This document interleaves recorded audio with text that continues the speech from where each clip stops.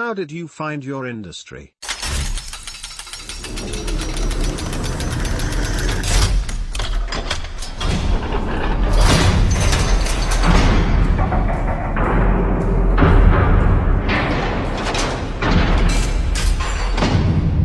This question is aimed more at the people who have already achieved noteworthy success in a field.I. read a lot of books related to business and finance. I listen to podcasts all the time. Recently I have been listening to some of MJ's interviews, and YouTube. I read blogs like Mark Cuban. I'd say at minimum I spend 12 hours a day just learning relevant to business. Some days I even read 2 books and take notes on them. I studied 14 hours a day and taught myself JavaScript in 1 week. The fundamentals. I have learned a good amount of information, but while useful, I feel it is too broad. I also have nothing tangible to apply that knowledge to. I want to be focused on one single industry and kick at it. If I spent the 12 hours a day learning I do now on one single focus, I feel I would be able to do so much more, and I could actually start producing tangible results. I would be able to analyze one specific industry and identify opportunities with it. I feel that my biggest issue is that I cannot choose an industry to jump into for various reasons. So for all of you successful fast learners out there, how did you choose your industry? Were you searching for a need and found one? Then jumped into the industry? Or did you already have a set industry and then you found needs within it? Should I stop analyzing and just say F it and jump into something and give it my all? And what advice would you give to someone in my situation? Thanks for any and all insights. This is similar to asking, what's the meaning of life? Why should I be alive? Isn't there any field that piques your natural interest? Is there any subject that captivates your imagination? I just said F it and jumped into something I knew, and since then I've learned a lot more about it. You don't need to be an expert. My industry found me. Lol, being dramatic. I literally just started doing what I thought seemed cool and had a decent payoff. After several years of toying around, you'll forget that your toy projects are now big boy projects worth money. Do it for fun at first or you'll be disappointed. Or like said, just pick something. As said, you don't need to be an expert, but for me, I was never really confident about my work or making much money until I at least knew most of what was going on in the industry. Read this thread. You're consuming a lot of content. Would you say you're on team consumer or team producer at the moment? Which team do you want to be on? You don't learn until you launch. Dan Norris. Here's another post that might help. I feel like nobody has experienced this more than I have, but now I'm learning it seems to be a common thing. I'm trying to attack it from multiple angles. I'll explain more in my progress thread about how I'm dealing with it. I've had some success in the past, and a lot of failure after. I've also experienced idea overload. Here is what I'm learning. If you're selling a physical product, the product doesn't really matter all that much. Find something that you can change just a little bit. The problem doesn't have to be that big. I think the way it's marketed has more to do with it. You don't have to have passion to build something successful. When you start making money, you'll develop passion for business. Put passion into building a brand, not the product. It makes sense too. If you sold junk cars for $600 a pop and you were selling 9 a day, or selling gold watches and making $200 but you only sold 1 a week, which do you think you would have more fun with? CFOCUS, follow one course until successful. See, I'm still currently trying to figure out. I've got multiple things going on and I'm trying to validate projects before I decide to focus on the one that will get me to where I want to be. I really think passion is BS. You can have passion for other projects after you're successful and made some money. Good luck. I 100% agree. I have been thinking the same thing myself. I would not consider the learning a waste though. If not for the books, I would be just another one of the masses after all. After reading a good book, I have never regretted the lessons taught. Believe me though, I am 100% ready to jump in. Just having issues finding what I would like to be involved with. Everything I have seen so far is just crowded and has low barriers to entry, which I avoid for obvious reasons. I want to create real value and innovate. Not be another interchangeable business with margins competed away.So up to this point I have just been learning and seeking out needs that need to be solved and or looking for things to improve on. To be honest, the only thing I really love is business itself, and that is the problem. I love everything about it. There are a multitude of different areas to consider with a given industry. I can claim a degree of technical expertise in my chosen field, but this doesn't even begin to touch on all the other relevant fields: logistics, HR, finance, etc. An alternative approach would be to consider a product or service that be applied to multiple industries. This would also provide some hedge against the economic cycles of a single industry. My wife's kids' retail store came from her love for kids, which gave her a target market, which lead us down the rabbit hole of filling needs. My janitorial company came from researching business models that would be inexpensive to start or scale. A key factor was that I was my own customer, as I will be selling to people in the same position as my full-time job. Do you have a job? You could start off with any position in something that interests you, and preferably in a position that you can see how the whole operation is run, etc. Another way, utilize what you have learnt as a service somehow to someone who can pay you for it, or offer mentoring, equity, or something else valuable in return. You could find something like this via Craigslist, for example. If you can't find someone locally.MJ found his opportunity while working and being active out in the real world in some field, so it's better to get out there somehow. Did you read MJ's book yet? It's like Andy said, help people. It seems that I am going through the same exact problem or phase as Up. It seems the hardest part for me is just picking an area.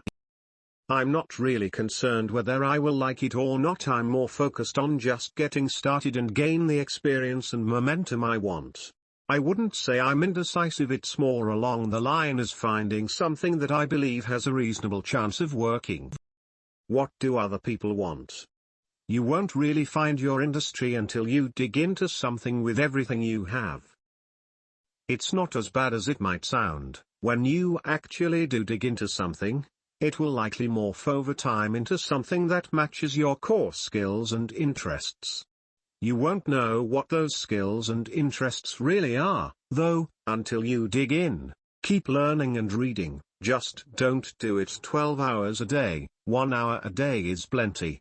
You'll learn much more by doing.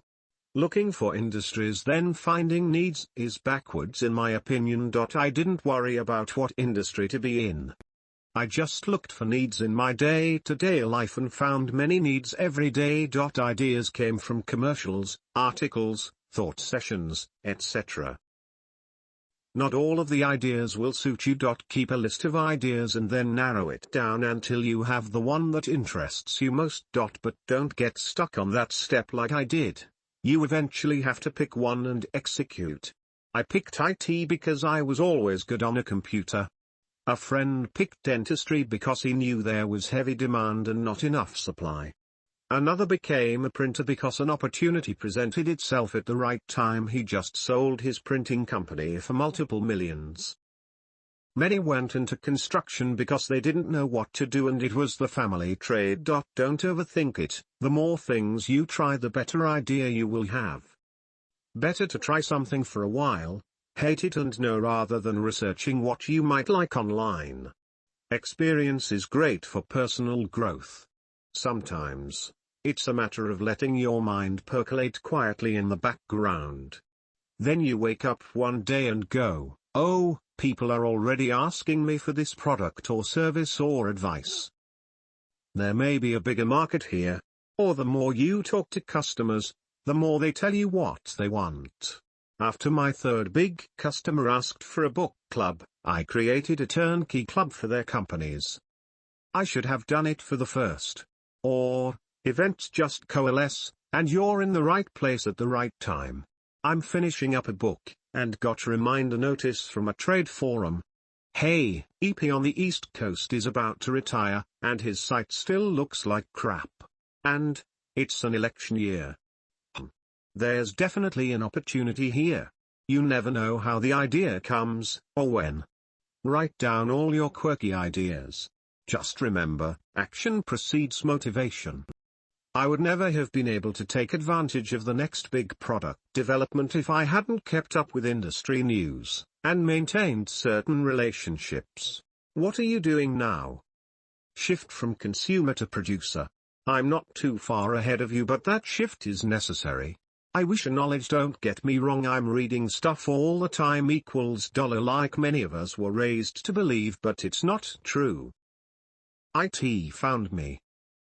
Thank you for that. I guess I was really frustrated not being able to get what I want and lost focus on what's really important, like you said, is what other people want. Thank you for taking the time to post this.